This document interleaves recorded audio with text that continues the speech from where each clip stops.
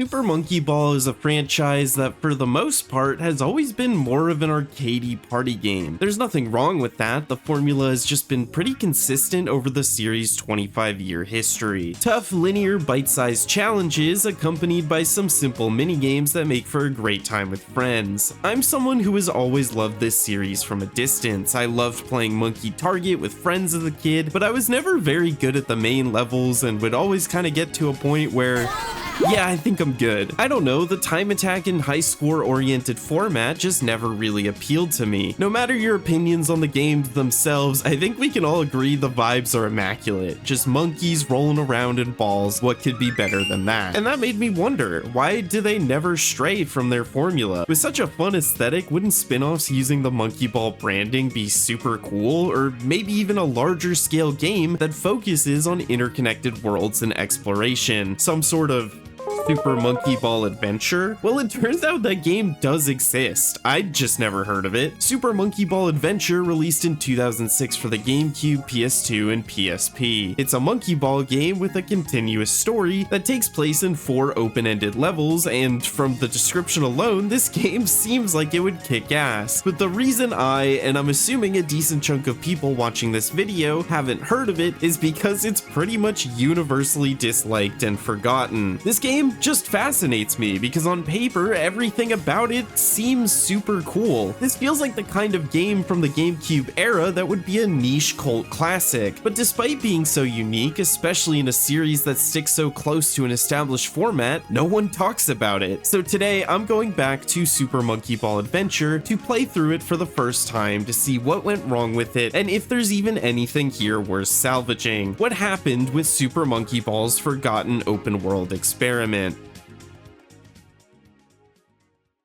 Now, when you boot into the game, there's a bunch of different modes to play. You've got challenge mode, which is essentially the classic monkey ball format, individual bite-sized levels that focus on mastering the quirky momentum and movement. There's 3 difficulties here, and you can unlock each one by playing the difficulty before it. These do seem to be all the same levels that you can play in the campaign, but this mode presents them in a much more classic, uninterrupted monkey ball fashion. They also have party games. This is how I spent most of my monkey ball playtime as a kid. I'm not enough of a monkey ball expert to tell you if any of these modes are new, but most of them feel pretty bare bones and like a diet version of what you'd find in the other games. Not to mention that to unlock some of the modes and maps, you do need to buy them in the story mode. And finally, the story mode, this is the new mode that is the main selling point of the game. So let's just get into it. The beginning of Super Monkey Ball Adventure is pretty confusing. The game starts with Ai and his gang just chilling on Jungle Island when a plane falls out of the sky and crashes into the island. Is this a terrorist attack? We don't really know. So we set out to figure out what happened. The game kind of cuts you loose here, and off rip, the structure of this game is immediately a little unclear. In the intro cutscene, the game tells you that the bells of the Tree Palace are ringing, so that kind of clues you in on where to go, if you knew where that was. But also, the plane flies off towards a distant area, and that is, in fact, the complete opposite direction of the Tree Palace. Your immediate path forward drops you into this little hub village with what seems to be a bunch of side quests. Race against the clock to get your picture taken in time. Wait, that's tough. Collect these bees using your ball that attracts bees, I guess, and return them to the beekeeper. None of these seem to give you anything or point you in any sort of direction either. Eventually, the player will find themselves stumbling into this gate, and this monkey card will give you the most Kingdom Hearts-ass monologue. Cracks have appeared in our happiness, and sorrow is leaking out of the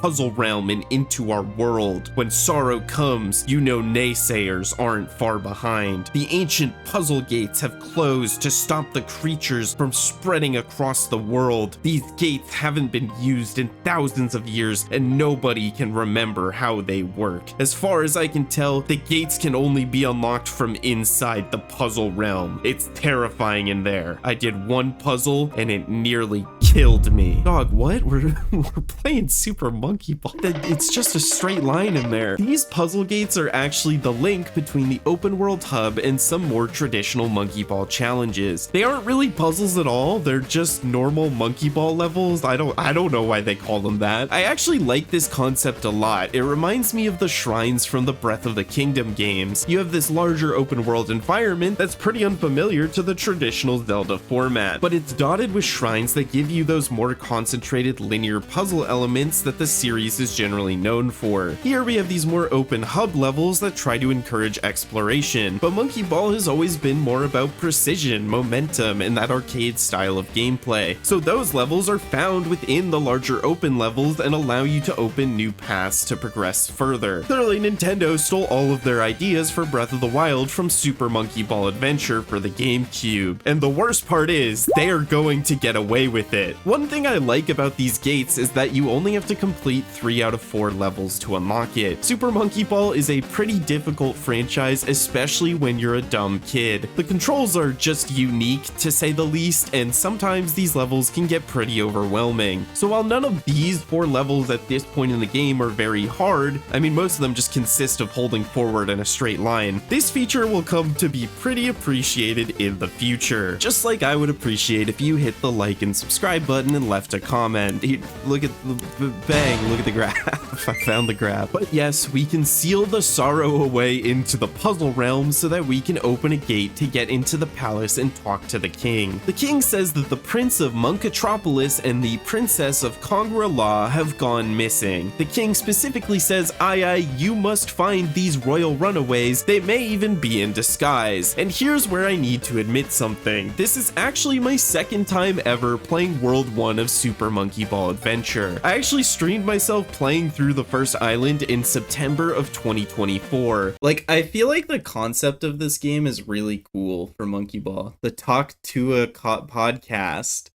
Has anyone watched it? And on my first playthrough, when I heard that we needed to find the prince and the princess, I made the naive assumption that finding them was the objective we needed to accomplish to progress the game. I spent roughly 2 hours searching this entire level, talking to every monkey on my minimap to see if any of them were the prince or princess, checking nooks and crannies that weren't even marked on the map to see if they were just hidden. I'm glad this is a Monkey Ball game and not like a Sonic game. Because if this was a Sonic game and I was having this much trouble, I feel like I would have Sonic fans killing me. Spoiler alert, they are not present on the island. Despite what the game literally tells you, the method of progression has nothing to do with the prince and princess. What you're actually supposed to do is raise the island's joy level to 60%. The only reference to joy in the game up until this point is when the guard talks about the puzzle realm, but joy has nothing to do with the puzzle realm either. Joy is obtained by completing quests for the monkeys marked on the compass by white triangles. Remember that bee thing I mentioned at the beginning? Yeah, that isn't a side quest, that is actual story progression. Maybe I'm just actually stupid, but I genuinely cannot imagine a player figuring this out naturally. Maybe if the game just told me nothing, I would have assumed that I just have to do the only objectives on the map. But because I was told to search for the prince and princess, I assumed that all those missions where I'd have to pose for pictures and clean up wells were side content. Thanks for your help, aye. So that didn't do anything. I don't think I was expecting it to do anything. I was just kind of hoping it would do something. Unless I'm just supposed to help every monkey on the island, but that's not what they told me to do. The game literally lies to your face and gaslights you into looking for something on the map that doesn't exist. I don't know, can you blame me? But yeah, on my first playthrough, I was very confused. On this playthrough, I knew right away to be doing these missions from the start. This structure does leave the game to being somewhat open. You only need 60 out of 100% joy, so you can choose which missions you want to tackle and which ones you want to ignore. The design feels really Mario Odyssey in nature to me, dumped into an open sandboxy level with tons of objectives, and you only need a certain amount to progress. It allows the player to route in their own ways. Speedrunners could try to optimize around which missions are the quickest, and casual players can try to avoid missions they find too difficult or confusing. Of the many issues this game has, I think the general structure is not one of them. As you can tell by my comparisons to modern Zelda and Mario, I actually think this game is kind of ahead of its time in a few ways when it comes to its open-endedness. open-endedness. The fact that this structure is never communicated to the player, that's its own problem. Like, imagine you're playing Mario Odyssey, loading into the Cap Kingdom for the first time, and Cappy just tells you to find Princess Peach. She might be wearing a disguise, but really your objective was to collect 60 purple coins. It's so bafflingly stupid, I just can't get over it. But yeah, that's the bread and butter of this game. Get to an area, complete quests for monkeys until joy reaches 60%. Then some sort of event will happen. On Jungle Island, we can already kind of see the cracks in this system as they already start reusing missions. Remember that camera mission I mentioned? Yeah, he actually makes 3 separate appearances on just this one level. And while I suppose the camera missions being about traversing different obstacles in the landscape means that they aren't all exactly the same, it just feels a little lazy to see the same NPC with the same dialogue and the same type of mission 3 times in one level. The missions that feel like they were clearly built around the levels they take place in are generally the most enjoyable. That bee mission from earlier has you chaining together bounces off these flowers. This mission has you flying over these geysers to collect eggs and then drop them off in a nest. And this mission tests your cannon aim, which in true GameCube era fashion has no reticle and overly sensitive inverted controls. The other missions are just, you know, go run over all the guys with top hats, deliver this balloon to this guy, scare away birds in this small flat area, and these formats get reused a ton in future levels. But after reaching 60% joy, the king will ring the bells and call you to his throne room. He then asks you to play a little Among Us and pick out who the prince and princess are in this lineup of 10 monkeys. Now, the king says that there were clues on the island. I genuinely don't know what he was talking about. I did a ton of exploring on both of my playthroughs of this level and never saw any clues that would allow me to identify either of these monkeys. In fact, I think the only time I could have ever seen what they even look like was this 3-second shot in the intro cutscene. So I guess my bad, I should have locked in more on the epic foreshadowing. After failing to vote out the imposters 3 times, the king gets fed up and just does it for you, which begs the question, what was the fucking point? But now the plot thickens. The prince and princess of these 2 warring nations want to get married, so we have to travel the world to raise the joy and prepare every island for a royal wedding. We are then given the ability to warp to 2 new levels, Zootopia and Moonhaven, and you know I'm gonna be looking for that fucking bunny. Now at this point I was back to being blind, but I figured that after learning how the game was structured, I would not run into any more roadblocks. Well, when you get to Zootopia, you immediately learn a new spell. I guess I forgot to mention the spells earlier. We got one that lets us punch in the first level. It doesn't really do as much as you would think. It only really interacts with the things the game wants it to. But the game has this spell system that feels like the songs from Wind Waker or Ocarina of Time. You do a combo of inputs, you get an ability. I don't know if I'm just dumb, but in this game I found it way harder to remember what the abilities were. I don't know, I played Wind Waker when I was 13 and I don't remember it being an issue, but in this game I constantly had to look up which one was yay poo poo. So the spell we immediately learn in Zootopia is the invisibility spell, which makes you invisible. I don't think he's invisible, man. You can still see the ball. I mean, kind of. And believe it or not, there's a magician right next to where you get this spell that needs help with this show. This seems like an easy mission to show off the new invisibility spell, but apparently this mission needs us to find a different spell that makes us grow in size. So what does the invisibility spell do? It doesn't let you sneak past enemies like you might think, and let me just tell you this, I haven't completed 100% of the game, so I can't say this with absolute certainty, but from what I've seen, I do think that the only use for Invisiball in the entire game is this mission right here. You need to sneak past this robot guard to help these monkeys escape the dunk tank. It sucks a lot. The invisibility will wear off if you bump into certain objects, and if it wears off for too long, you just fail and have to restart. The camera here is tough, it's really tight and precise for some reason, and every time you restart the mission, it is miserable because it requires you to wait behind this slow guard for like 20 seconds before you can even attempt the hard part again. I tried a few times, I just don't think you can squeeze past him while he's walking in this direction. This mission sucks, I never beat it, so Invisiball is a power-up that genuinely got zero use for me throughout the entire playthrough. But let's continue exploring. This mission mission here wants us to hit this button as hard as we can, but I tried a couple attempts from different heights using this flower to bounce, and anything I can access just doesn't seem to work. Kind of strange, but let's just keep moving. And okay, we learn another spell here. Surely this is the gross spell that lets me do the magician mission. Nope,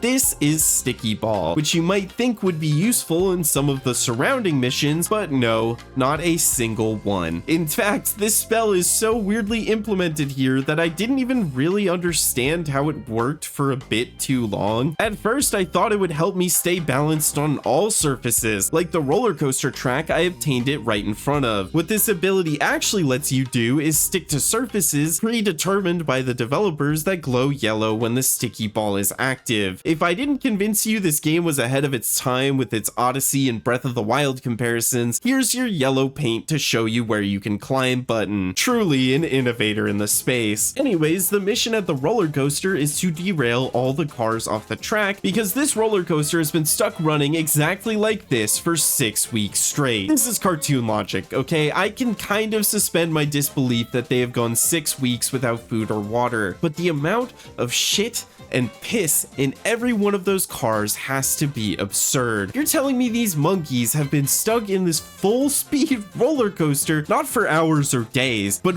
weeks? None of them thought to just take their chances and jump out? 6 weeks? Day and night? Sleeping in piles of shit going over 50 miles per hour? Absolutely insane thing to claim. But regardless, how do we knock these cars off the track? My initial thought was to time my roll and try to run into them from this platform, but that doesn't work. Then I tried using my new sticky ball to try to stick to the track and collide with the roller coaster. It's not that sticky, but oh, I'm so stupid. I have that punch ability from the last area. I just wait here and time my punches to knock the cars off the track. No? Am I supposed to follow them? Going super fast on this track is pretty difficult, and falling off at all will just reset the mission, and when you bump into the roller coaster, the physics can get kind of weird, so this just doesn't seem right. Surely they don't want you to do that 6 times without falling once, so I didn't know it at the time, but all 3 of the first missions that I ran into in this area all require spells from the other area. When they let you choose between Zootopia and Moonhaven, it's not like Mario Odyssey giving you a choice between Lake and Wooded Kingdom. Moonhaven is absolutely the correct answer to go to first. In fact, I don't think either Sticky Ball or Invisiball are required for any progression in that area. So my question is, why am I even allowed to go to Zootopia first? In fact, why was Zootopia the first one of the 2 options given to me? And why is Zootopia listed as the second world on the progression screen? I don't think you can even get 60% here without the spells from Moonhaven. Everything I've interacted with in this area thus far is content that I just can't do, and the game won't tell me that I can't do it. So eventually I move on. There's this mission where I fly around the roller coaster collecting balloons, this mission where I donate 200 bananas to starving orphans. Through here I get to another mission where this guy claims these bumper cars have been out of control for months?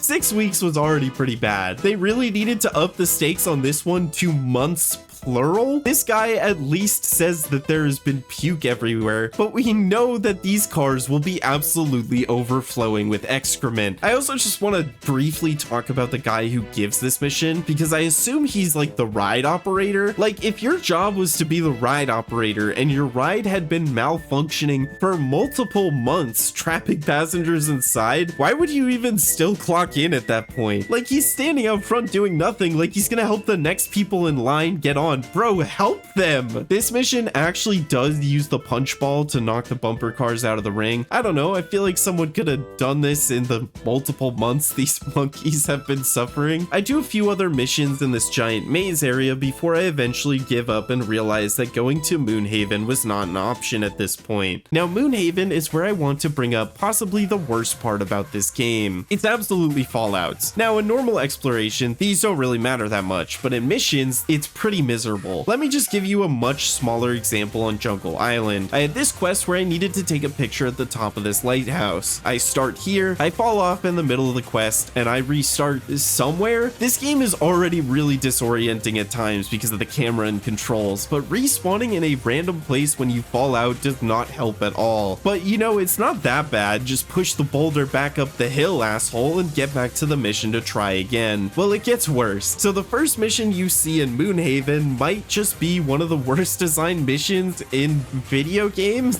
Moonhaven's first area is built around moving clockwork over the void, so already the kind of area that makes it pretty easy to fall off, but this mission requires you to hit 4 groups of 3 levers within a time limit. The game does not tell you which levers are part of which groups. If you hit one lever and hit another one part of a different group, it does not count. If you ever fall off during this mission, you will lose all of your progress on every set of levers you hit before this. Not to mention that if you fall to the lower area, it kind of seems like you just can't get back up. There are no natural paths leading back up, and it took me way too long to realize that this one random cog is actually controllable and is in fact the only way to get back up. Obviously, I skipped this mission because it requires you to do 4 unclear objectives on a time crunch and punishes you severely for falling out and will respawn you in a completely different spot every time you fail. Moonhaven has a ton of these types of missions, especially in this area. It's a super vertical area with precarious pathways and encourages you to fly around a lot. Falling out during any of these missions or even just exploration just spawns you on completely different levels, and this kind of design just really pushed me as a player to not engage with the dangerous missions as much. Why would I waste my time delivering 5 balloons to this monkey, which you have to do one at a time by the way, when falling off once means that you lose all your progress and respawn 3 stories below the mission NPC. Meanwhile, these missions don't even have greater reward than most of the safer ones. Most missions will just give you 4 to 5 joy regardless of difficulty. Maybe you can call it a skill issue on my part, but I wish I was either properly incentivized to try these harder missions with more joy as a reward, or at the very least when I failed one, the game had the decency to spawn me next to the mission NPC so I could try again immediately. I feel like even just adding that small little crumb of quality of life would have greatly enhanced this game. Moonhaven gets us 2 new chants: Scalar Ball, which allows you to grow, and Wood Ball, which allows you to carry the flame and float on water. These 2 power-ups are much more useful than the 2 you get in Zootopia. I will say I think the Wood Ball might be one of my favorites. It's just a much more versatile power-up, and we can kind of see that in Moonhaven's water area. For all the bad missions I've described to you, let me introduce you to just a small morsel of level design. So the idea behind this area is that the water pumps have been frozen over, so you have to use the wood ball to maneuver to each pump and heat up the ice surrounding it. Getting to each pump requires manipulating the water level in some way. So the first pump has you standing on buttons to raise the water, then racing across to higher ledges before the water falls down. But then for the second pump, you do the same thing only to realize there is no fire at the second pump. You have to raise the water level to instead move these bridges to form a path from the old fire to carry the flame over to the new fire. Then the final pump has you carrying the flame over ice bridges before they melt. It's like an actual level in a video game. They introduce a mechanic, then they add twists to that mechanic each time, and it keeps it fresh. Not just go bring me 5 balloons one at a time please, like actual level design that changes in cool ways. I really wish more of the game felt like this mission, and it's one of the reasons that while my overall experience with this game might have been negative, I still do genuinely believe in this idea. I think there's a lot of cool things you can do with a more open monkey ball. It just requires a lot more care or time than this game was evidently given. Not much else of note in Moonhaven, to be honest. Once you reach 60% joy, you have to do this mission where you escort monkeys onto different switches, and clearing that mission clears the area. Heading back to Zootopia, I thought I was finally ready to do that magician mission. First step wants me to come bigger, bang. Second step wants me to catch on fire, bang. And the third step wants me to fly. Okay, so it turns out that this mission is actually post-game content. You can only beat this mission after getting the final chant in the game from the final area. Why is this genuinely the first mission that you see in Zootopia? That Strength Carnival game is actually a little more convoluted than you would think. You need to gain speed to ramp up to this fire on the fountain and use it to burn down this gate. Then you have have to jump off this flower, land on top of the carnival game, and switch to scalar ball to drop onto the button while enlarged. These guys were already on the roller coaster for 6 weeks, so I'm sure the break we took in Moonhaven wasn't too bad for them. See, you are actually supposed to hit the cars from the back in this mission, but using wood ball makes this make a lot more sense, because if you fall off after getting a jank bump, you don't just lose all your progress anymore, you can just come back up. There's this mission that I just didn't want to do earlier because remember that one I talked about where the guy wanted 5 balloons that you had to collect one at a time? This guy in Zootopia wants 8. These aren't even like hard to get either. You can't really fall off in this area. It just genuinely takes like 15 minutes. Once you reach 60% joy here, you unlock this gate that lets you start the climb. This area is nauseating. So this is the first real use of sticky ball, and we use it to climb all around this industrial tower. You gotta do loops, go upside down, do tricks on it. The camera is just atrocious. Luckily, this is a pretty linear path from start to finish, but if you happen to fall off at all at any point, whether due to the actual obstacles or the game fucking you over,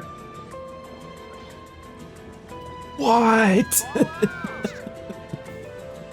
Oh, brother. You have to do this long, slow, and nauseating climb all over again. Eventually, when you get to the top, there is a scarily precarious puzzle gate. Like, seriously, if you fell down at this point, it would be like at least a 4-minute walk back. Oh, Jesus Christ, man. No. Come on, man, please. No. Please. Come on, touch it. Touch the yellow. Oh, I don't want to be the sucker doing that, so I use sticky ball to stay attached, but completing these puzzles opens this elevator, which lets us see that the park has been run by this AI who has been tasked with making sure no one leaves until they smile. To stop him, we have to light up all these lights in this weird little puzzle bowl and then close the circuit and connect the circuit to open gate. Like, am I the circuit? No. That was a mistake. That was a fucking mistake. Please spawn me back up there. Holy shit, no. I thought there was no way this game in good faith would let me fall all the way to the bottom. Oh my god. I thought there was a reason that the thing in the middle fell. And I thought that was because you were like supposed to go in with your ball to be the circuit. I don't know. It was stupid on my part, but man, I'm sad the game opened the button like that in front of me as if it was like the place to go, you know? So I don't know what the fuck is wrong with me. I thought that the hole that opened up in the floor wanted me to do like that thing you do with the ball in Mario Galaxy. The hole isn't even there any other time, by the way. Usually the elevator just waits there like a normal elevator. Why did they intentionally put that hole there after you solve a puzzle?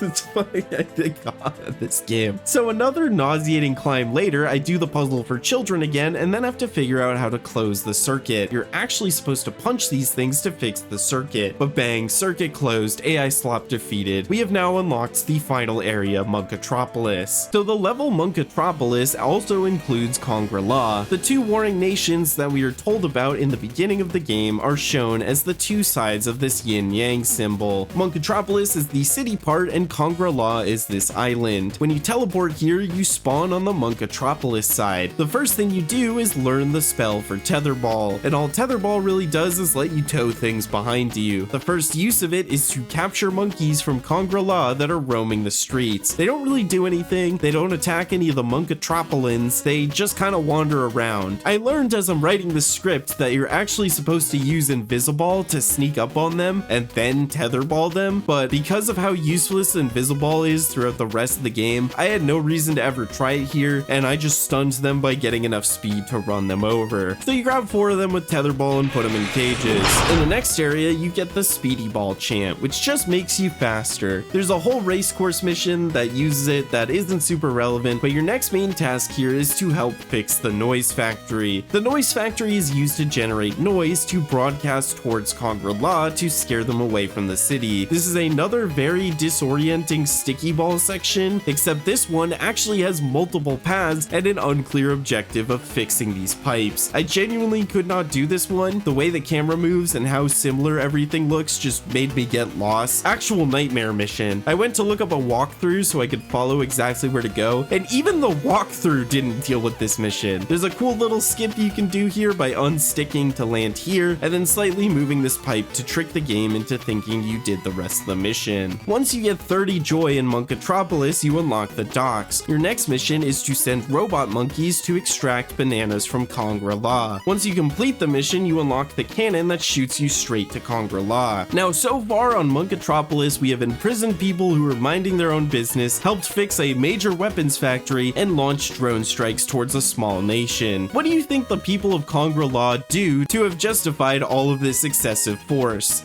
They wear masks, and the masks kind of scare the people of Monkitropolis. But apparently they only wear the masks because they help block out the constant noise, which, by the way, very justified. Here's like 2 seconds of what this area sounds like. Why is it so fucking loud?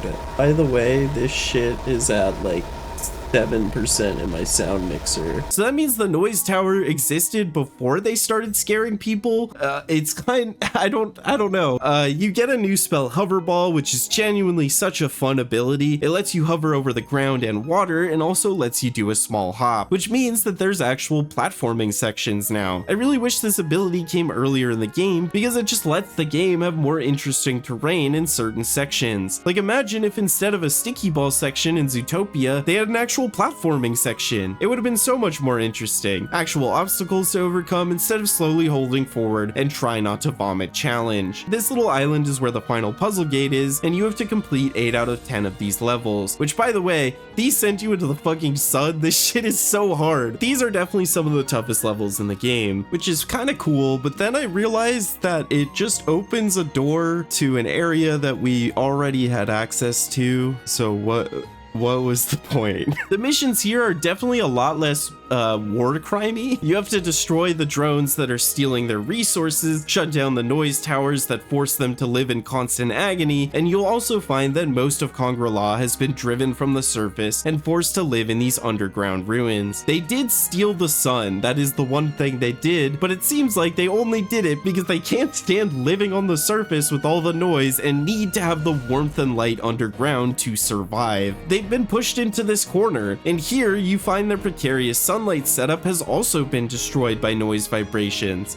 and we need to go up and fix it. These pipes have also been broken by vibrations and need to be plugged up. I actually really enjoy how this chapter plays out narratively up to this point. You're forced to first be complicit in acts of oppression. You're brainwashed, told what everyone else is told. These monsters need to be subjugated. Once you cross over, you get to see and play through the harm you cause. What was framed as sending robots to get bananas for the city is actually sending drones to extract resources from a much smaller country. What was framed as security to keep monsters at bay is actually a weapon that goes way beyond defense and destroys any source of normalcy in Kongri-La. Your missions here are more about resistance, dismantling these injustices. So by the time you've gotten to the end of the level, you feel like you understand the conflict a lot better, because it isn't really a conflict at all. It's not complicated. It's one side forcing the other side into a corner, and the other side trying to resist just to survive. Now, I don't know if I'm reading way too deeply into Super Monkey Ball Adventure for the Nintendo GameCube, but to me this feels like a pretty cut and dry allegory for Israel and Palestine. Am I crazy? I don't know, they could have easily portrayed two feuding nations as both doing some cartoonishly evil things, but we just get to play through one nation using all their resources to suppress another that's just trying to survive. The allegory does kind of fall apart for me at the end. The final challenge is this badass looking monkey ball level that's pretty easy to cheese, and suddenly the rulers of Monkitropolis and Kongri-La come face to face. They both see each other in masks and call each other monsters, which I don't know why the Kongri-La people say that. It was never established that they got scared by these glasses. Hell, none of the monkeys in Monkitropolis even wear these throughout the story. story. Ai crashes out, he removes the mask and says, guys, we're all monkeys, stop fighting. And then the resolution is just kind of, aw man, we both messed up. Guess we should start figuring out a two-state solution. Like, did we play the same level? It feels like such a bizarre change in pace to have the player actively go to Kongri-La to specifically undo all the harm that Monkitropolis causes them, and then at the end act like both sides were just as bad. But whatever, it's Super Monkey Ball for the Nintendo GameCube, it's not that deep. Finally, the game is over, and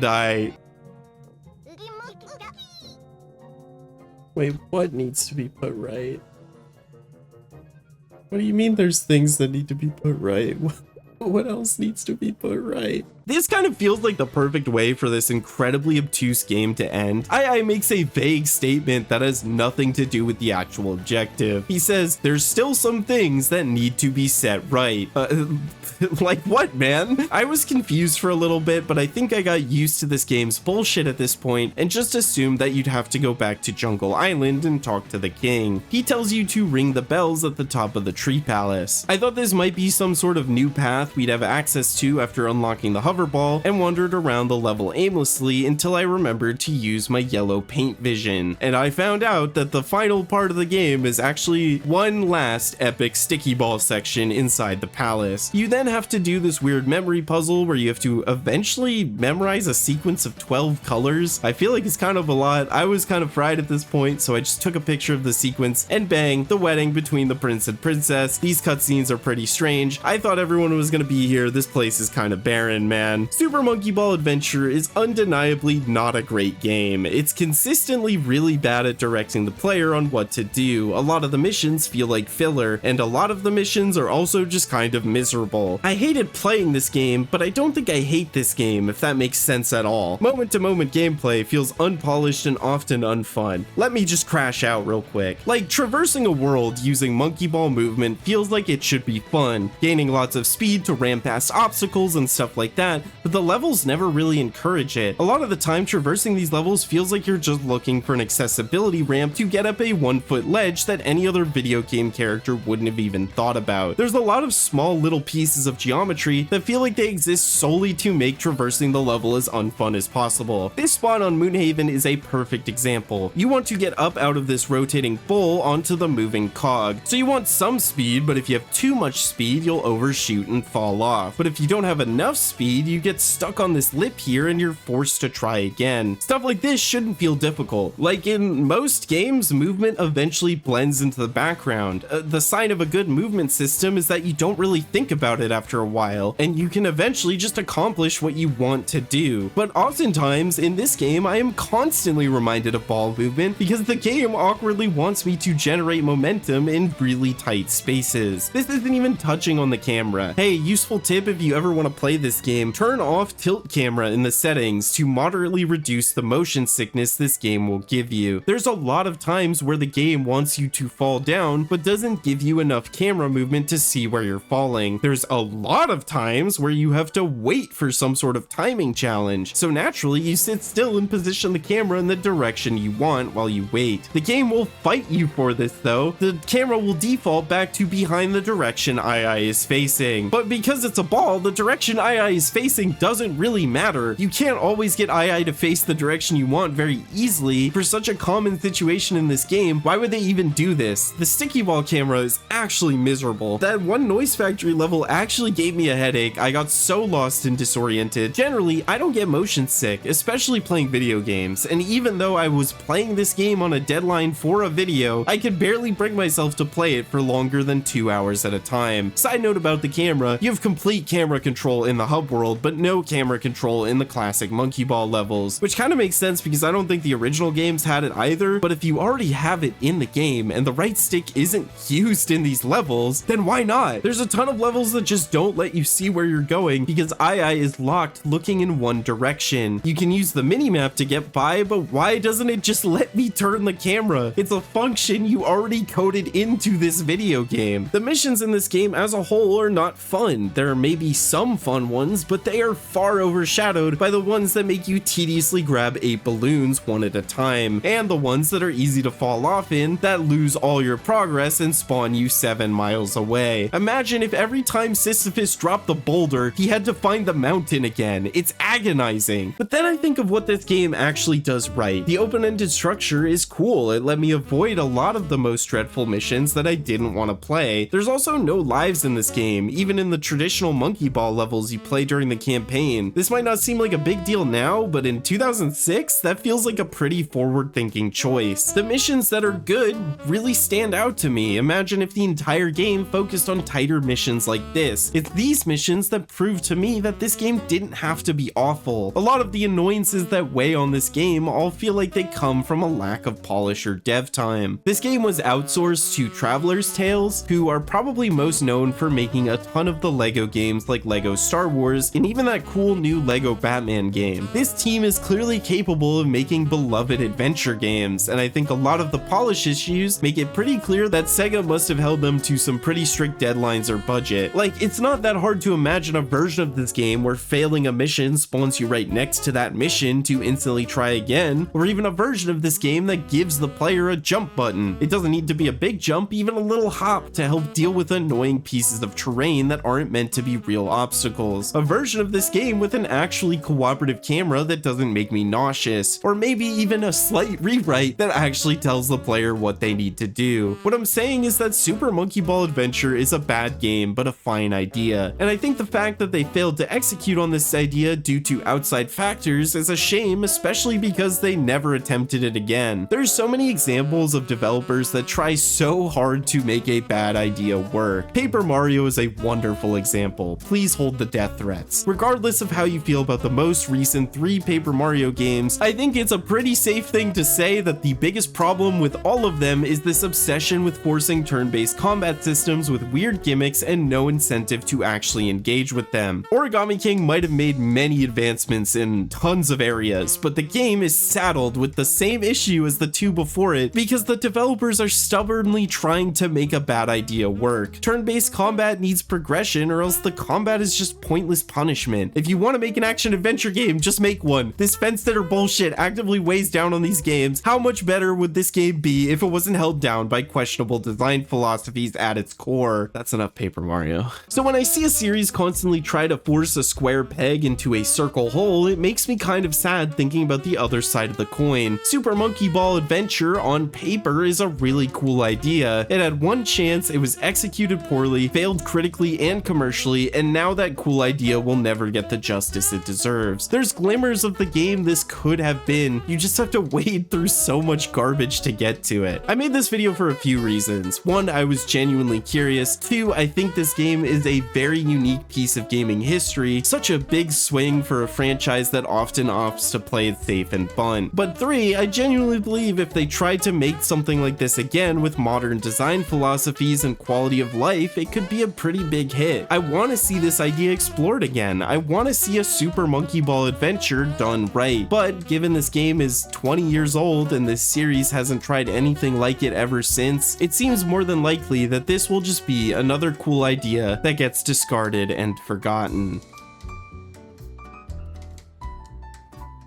Thank you for watching the video. If you enjoy this deep dive on weird, kind of forgotten games, you might enjoy my videos on Kirby Mass Attack and Kung Fu Panda Showdown of Legendary Legends. I'll put them in the end card. Also, if you're here, maybe subscribe, leave a comment, like, hype. My channel is kind of built on chasing niche ideas, which is pretty anti-algorithm in a lot of ways, so any engagement really helps a ton. Thank you to my members and patrons, and my high tier patrons, Yondir Isopod, Annie, and Llama 3 Lord.